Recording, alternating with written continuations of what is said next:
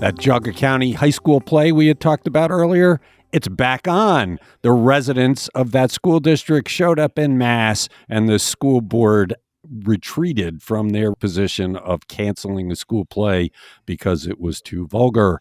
It's Today in Ohio, the news podcast discussion from cleveland.com and the Plain Dealer.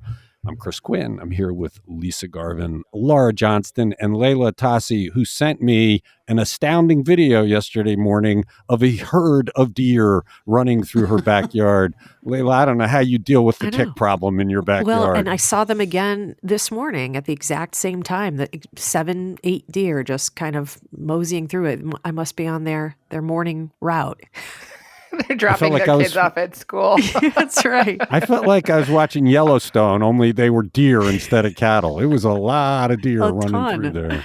Right. Wow. All right, let's get going. We're going to get to start the podcast with our favorite subject, Jim Jordan. Did Ohio's Jim Jordan hold a hearing yesterday to get information from former Twitter execs on censorship, or did he really just do it to opine on his personal beliefs about the situation? Laura, it's kind of hard to tell. I mean, Chris, are you doubting Jim Jordan's pure heart for the goodness of the American people? Do you think he likes to grandstand? This was all about Hunter Biden's laptop, and Jim Jordan repeatedly questioned former Twitter employees about the company's decision to block a New York Post article about Biden's laptop before the 2020 election. And they had the former trust and safety official, his name is Yoel Roth. He told Jordan that the bosses at the company decided the story violated its policies, but then they reversed course 2 days later. He said it was not done at the request of the FBI or the Biden campaign, but Jordan was incredibly skeptical and basically said that they were suppressing conservative viewpoints and breaking the First Amendment. Yeah, it seemed like it was less to elicit answers than it was to grandstand. Although one of the Twitter executives did point out that because of the Republican publicity that came out after Elon Musk released a lot of this information, one executive had to sell his house and move because he said what Twitter did was unleash a homophobic just spate of hatred, and that he knew other employees, former employees, who had done the same thing. The amazing thing was Marjorie Taylor Greene told him, "I'm glad you lost your job," and laid into him. I just wish the guy would have said, "You know, Congresswoman, you're a nut job, and everybody in America knows it." Well, the thing is, they're saying they suppress conservative viewpoints, but let's remember that President Trump was on there tweeting, urging on this January 6th attack. I don't really think that you can take this one example, and I'm sure there are examples across the board, and say that Twitter was trying to be, a liberal bastion and trying to get Democrats elected. And some of the Democrats on the committee said that, and they accused Republicans of hypocrisy, because when Trump was president, they asked Twitter to remove a post from Chrissy Teigen that was derogatory against Trump. So, I mean, we're talking about one story here. This does not seem bigger than that. And it's the New York Post. I mean, come on, it's a New York Post article. I mean, New York Magazine did a much better and more interesting and accurate article about the Hunter Biden laptop, which is rife with, there's a custody chain that's been broken there. Yeah, I think you're seeing polling of independents in America that don't like this. They don't like this Republican screeching. And the far-right conservatives like Jordan and Green could just be building up a backlash because of what they're doing. This is not about finding the truth. This is about grandstanding and playing to the base. But the majority doesn't really want to see this, which we'll be talking about in our next story. You're listening to Today in Ohio. There's no surprises here, but the devil is in the details. What did our congressional delegation have to say about Joe Biden's State of the Union speech? Lisa, this was an interesting speech. Well, and it was a fiery speech, and Biden handled his Republican hecklers quite well. And since we're talking about Jim Jordan, let's start with him. And he had an interview with Fox News after the State of the Union, and he said that we're the party of normal common sense. They've got all kinds of crazy positions, and he praised praised Arkansas Governor Sarah Sanders' rebuttal, where she said that we're normal and they're crazy. And he said that it was very bizarre that Biden didn't talk much about border security. Our newest senator, J.D. Vance, he says Biden has produced widespread misery across the nation. Ohioans are worse off now because of violent crime, fentanyl epidemic, and energy costs. Another newly minted congressperson, Max Miller, the Republican from Rocky River, in a video that he posted, he said he's not surprised that Biden chose to gaslight and sugarcoat instead of telling hard truths. And he said Republicans would be willing to work with Biden if only he told the truth. And let's look at our closer to home. Well, Rocky River's close to home, but South Russell, Representative Dave Joyce says, and we'd like to think he's more moderate, but he said that Americans are feeling the pinch of the Biden and Democrats' out of control spending and inflation. Our other senator, Sherrod Brown, our Democrat from Cleveland, said he's glad to see that Biden listed the accomplishments that he's made in the last 2 years. And our longest serving Congresswoman, not only Ohio, but in the nation, Marcy Kaptur from Toledo, she says, I've been waiting 41 years for that speech about jobs in the economy, free Ukraine, stopping drugs at the border, and retirement security for seniors. Yeah, the Republicans served up a volleyball for Biden to spike with the various proposals that have come out to trash Social Security and Medicare. There are a lot of Republicans trying to pretend it didn't happen, but they have. The proposals are out there, and Biden's got them. It also led to heckling that was quite unusual, really, for a State of the Union. You know, Marjorie Taylor Greene yelled out, "You're a liar." And again, there's polling that shows most Americans don't like that. So much so that McCarthy tried to get people not to do it, but they did it. And that is the identity of the Republican Party. And contempt for the institutions and uncivil behavior. And it also shows how weak McCarthy is as a speaker. You know, he caved to the hard right Freedom Caucus, and now they own him. Well, and they played into Biden's hands. I mean, he owned them in the end. Yeah. They did not come across well, and he just kind of spiked it. I mean, they served it up. He took advantage, and he comes out of that looking way better than they do, despite their statements to the contrary. It's Today in Ohio. Ohio Governor Mike DeWine's name popped up in the Larry Householder corruption trial, and it is not a good look for the governor. Layla, what happened? Prosecutors say that HB 6 backers were really doing everything they could to protect it from being repealed by a statewide vote. They were hiring folks to follow and basically harass people who were collecting signatures to put it on the ballot. They were lobbying Attorney General Dave Yost to declare that the cost to First Energy customers for the bailout was actually a tax and would have been immune to that statewide vote. And then there was this other strategy that came up. This would be to come up with emergency legislation that would somehow block the ballot attempt. It's really unclear exactly what that bill would have done. That didn't come out at trial, but it was clear that such a thing was in the works. Well, according to one text message that was introduced at trial back on October 21st, 2019, then CEO of First Energy Chuck Jones sent someone a text message suggesting that he had been lobbying Governor DeWine for his support of that kind of legislation, and that Jones was pretty confident that he had DeWine's support. He texted, "DeWine is on board, talked to him Wednesday." DeWine says he doesn't remember any kind of conversation like this with Chuck Jones. Not. And he reminded the media that he and his office, they're squeaky clean in this, and there's no implication that they're involved in HB 6, or the scandal. Squeaky clean, I don't know that they could say that. All they could say is we weren't bought. We were completely in the pocket, but we didn't take money to be there. We just were their best friends. DeWine and Houston have a long relationship with First Energy.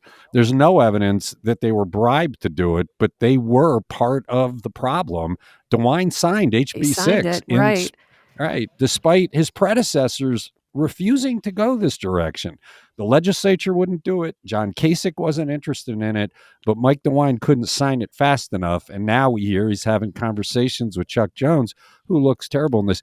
They must all these guys must be getting up every day, just, rubbing their temples thinking, God, what's going to come out of this trial today? Right. I wonder if we'll hear more about this text message or if this was just kind of a one-off. I mean, I'm curious to know if Jones misinterpreted a conversation or what really did happen there. Feels a little too tantalizing. I can't wait to hear more. This has been a very revealing trial thus far.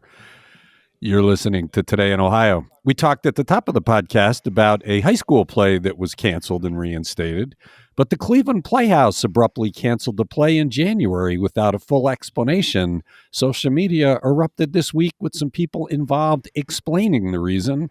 Laura, what is it? It has to do with the director pulling out because of the way that she thought one of the cast members was treated after reporting a sexual assault. So we're talking about the production of I'm Back Now. That was an original play commissioned related to the factual story of the last, slave captured by the fugitive slave law.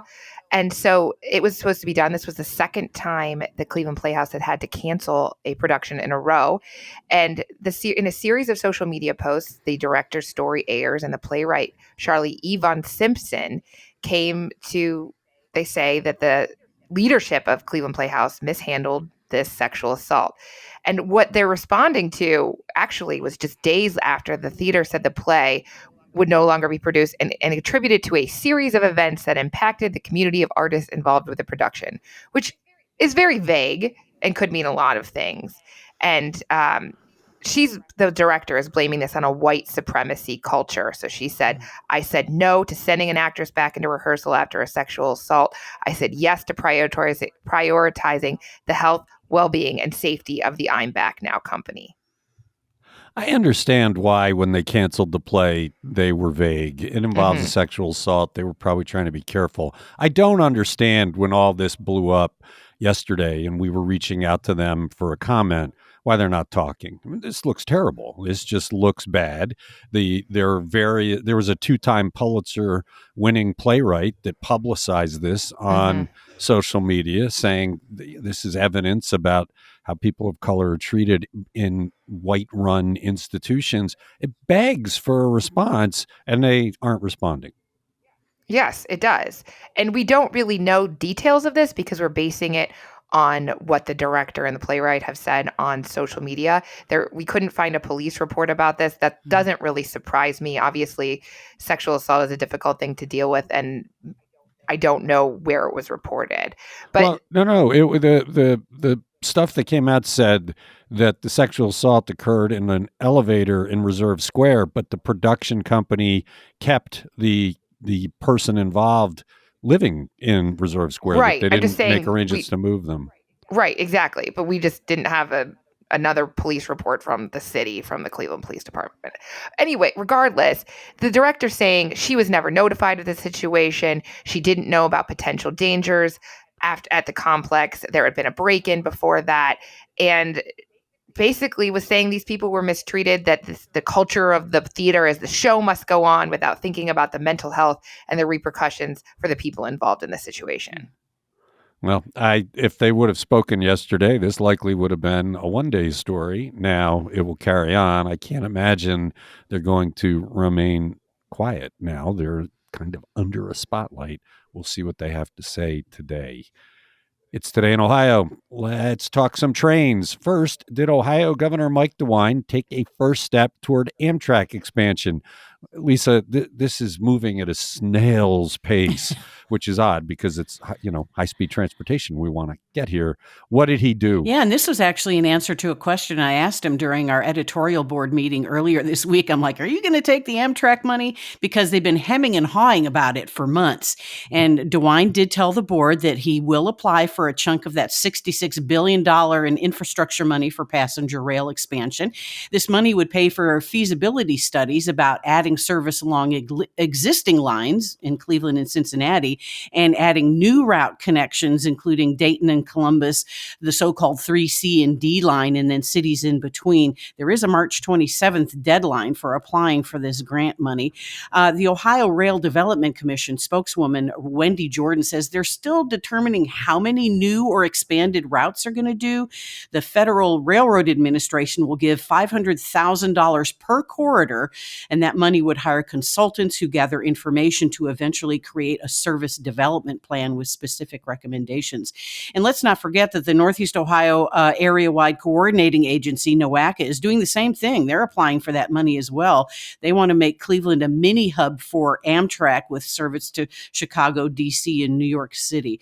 And Senator Sherrod Brown praised Governor DeWine. He says that, expanding passenger rail will transform Ohio's economy and increase mobility for Ohioans. I still don't understand the governor's slow action on this. This seems like such a no-brainer. There's a ton of money. They're going to spend it. They've identified Ohio as a place where it could work. Why wouldn't you just automatically say, yeah, let's go? What are his reasons? Well, I think his earlier reasons is that the feds are now shouldering more of the cost burden, whereas before more of the burden fell on the state, and that was his reasoning before. But he also is wondering if there's even a demand for that service.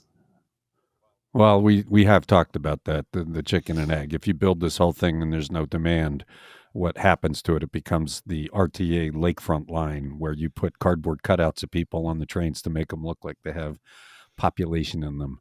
Okay, Trains Part 2. While many questions remain to be answered involving the big derailment in East Palestine, some people are not waiting before seeking damages. Lisa, who are they? Yeah, talk about jumping the gun. A lawsuit was filed in Youngstown Federal Court yesterday by 2 East Palestine residents and one business owner against Norfolk Southern Railroad.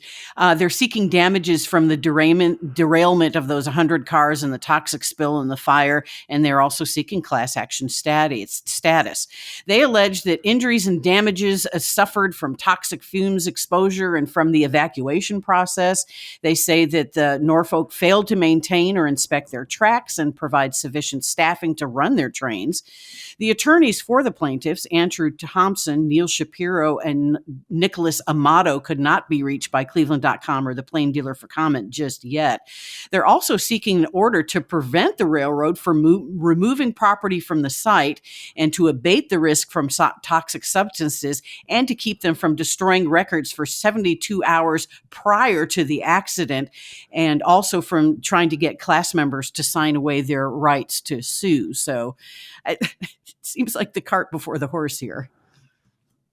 Well, I suspect that they want to be the ones that have the class action, that there'll be class action suits. By getting in first, they figure they'll be ahead. But also by serving notice of the suit, it does require the rail company to maintain its records, which is something that is important. They have a history of not being transparent. They're very difficult to deal with. So that's probably a smart legal move. There are, though, so many unanswered questions that it's hard to understand what the grounds for the suit will be. You don't know if health has been affected because you don't really know what was spewed out there and who might have been exposed to it. It's going to be interesting to see this go. We have so many questions about this accident, and it does take a while for these things to get investigated. We'll be doing some of our own work on it. You're listening to Today in Ohio. Cuyahoga County Jail has high turnover of guards, which causes no end of problems in the embattled lockup. Layla, what do exit interviews with departing guards say? This was a great story by Caitlin Durbin this week. It's further proof that they can build the Taj Mahal of jails, but they'll never achieve humane conditions or high workforce morale at that facility if they don't address some of these critical management problems. So Caitlin got a hold of a batch of exit interviews from corrections officers who had left the job in the past year, and their feedback is very telling. One officer said that after she announced she was leaving, she showed up to work for her last shifts in the jail and discovered that her bosses had already cleaned out her locker and threw away all her personal belongings. Her corporal told her that the items don't belong to her anymore because she was quitting, and she never got them back. So, in her exit interview, she cited that as an example of how disconnected and disrespectful management had become. She told Caitlin that when you work at the jail, management treats you like you're the inmates. Another CO said she never felt like jail management considered their well-being and that officers were forced to work in very dangerous situations.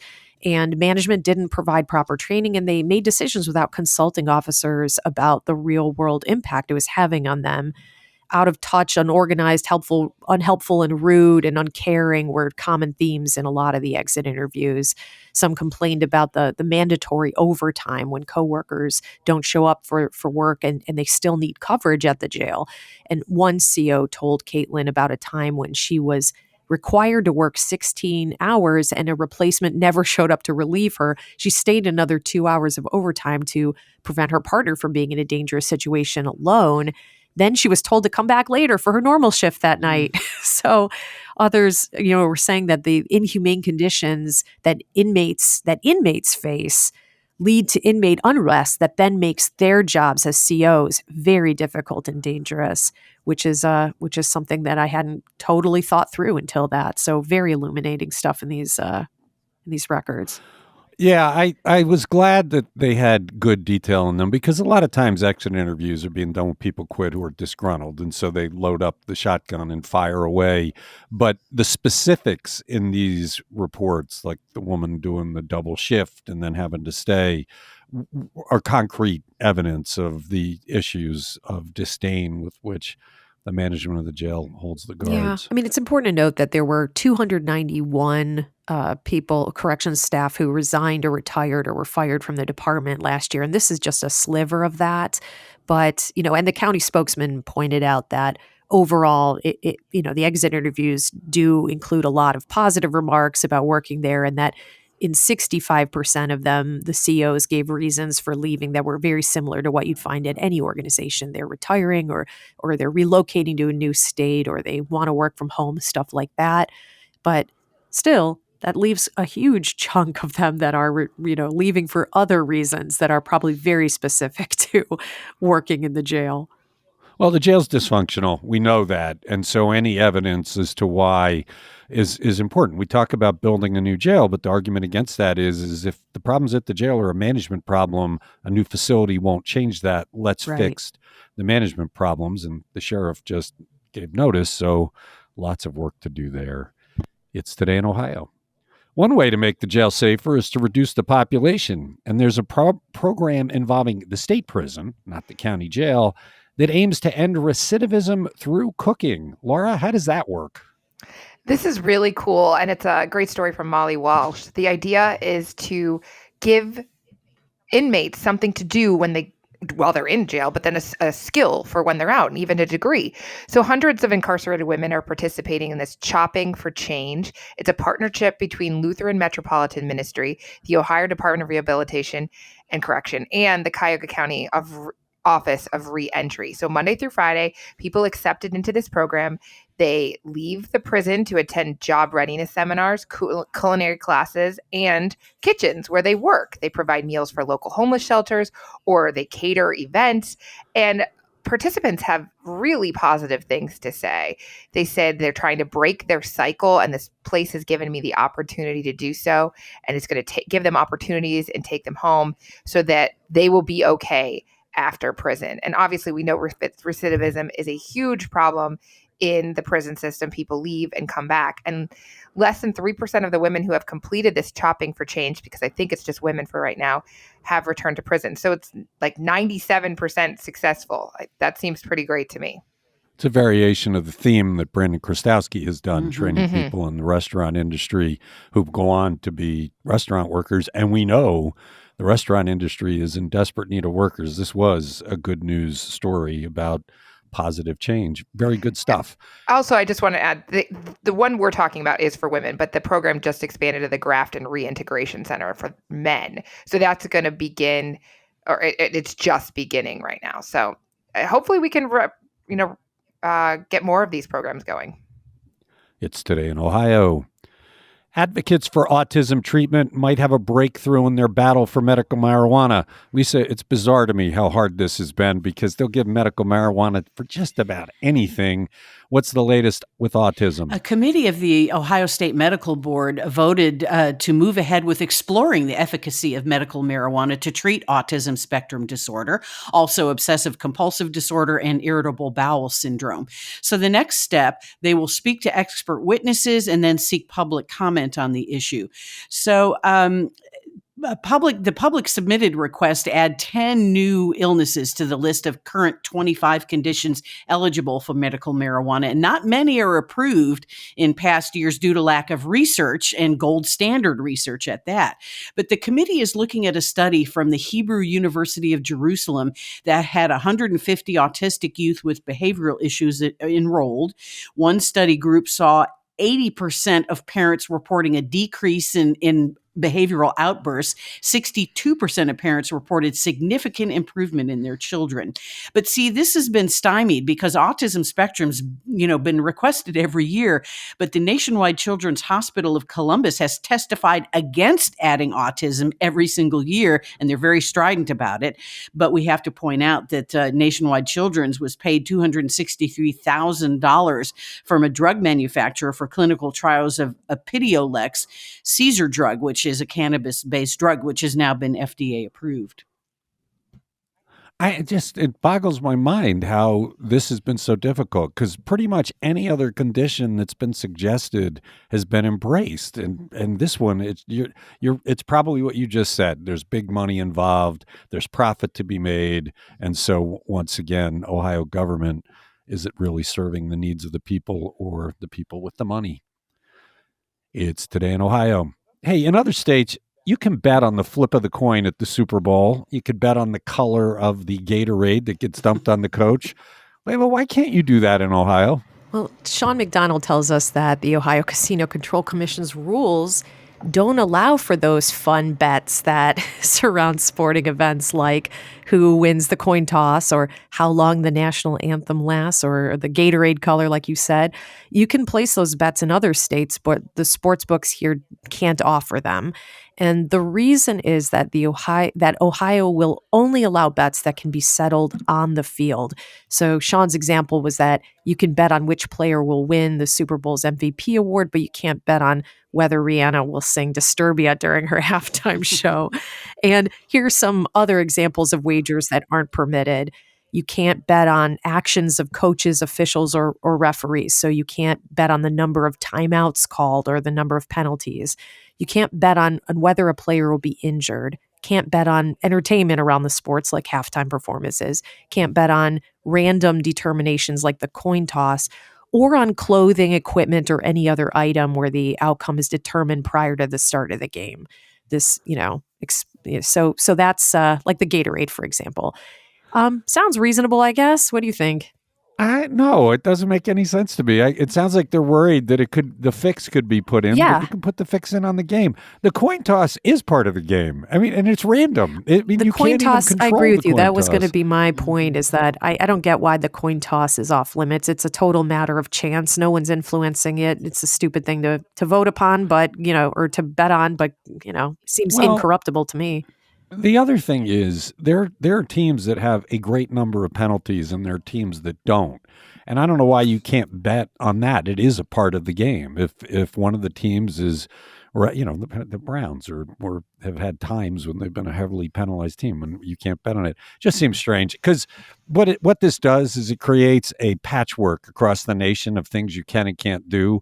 And we kept getting caught on it. We actually had a story on our site for a little while yesterday about these bets, and the governor or the Casino Control Commission sent us a note saying, hey, just want you to know, you got a story up saying this. You can't do that in Ohio. You might want to correct it. We check with the rules. It's like, oh, yeah, you can't do it. We took the story down. But it's because in so many places you can, and it's just bizarre. I do agree. I don't think they said you might want to take the story down. I think they were like, "Hey, this is wrong." I thought it was. They were very polite. Yeah, they don't have the power to say, take the story down. We could tell them to stuff it. I thought they wrote a very helpful, and I thanked them for it. And thank you for alerting us. I do agree that you shouldn't be able to bet on anything where someone knows how it's going to turn out or they're in charge of the outcome of it. Like the color of Gatorade or the halftime performance. A lot of people could be in the know about what that, and you just... Yeah. So, and I mean, even the calls that the refs make, you don't know. A slimy ref could decide how many times he's going to. But a slimy player can do the same thing to change the point spread. I mean, but play is. I mean, first of all, everyone wants to win the Super Bowl. They're not gonna. They want to win. They're going to bet on themselves every time. But by how many points? It's not just about winning and losing. It's do you cover the spread and. Does the running back get the 100 yards? There are all sorts of things that if people want to be bad about, they can do. Refs are largely applauded for their integrity, so I don't know that you could think a ref would have any more reason to be corrupt than a player, except maybe the refs don't make as much money, and so this would give them riches beyond their imagination. Oh, well, it's an interesting story. Check it out. It's on cleveland.com. That does it for Today in Ohio for Thursday. Oh, Chris, can I jump in? One thing. I wanted to take a moment to just correct the record on something that I said in a recent podcast. We were talking about Councilman Marty Sweeney's suggestion that county councils spend $250,000 on a brand consultant to improve the relationship to the community.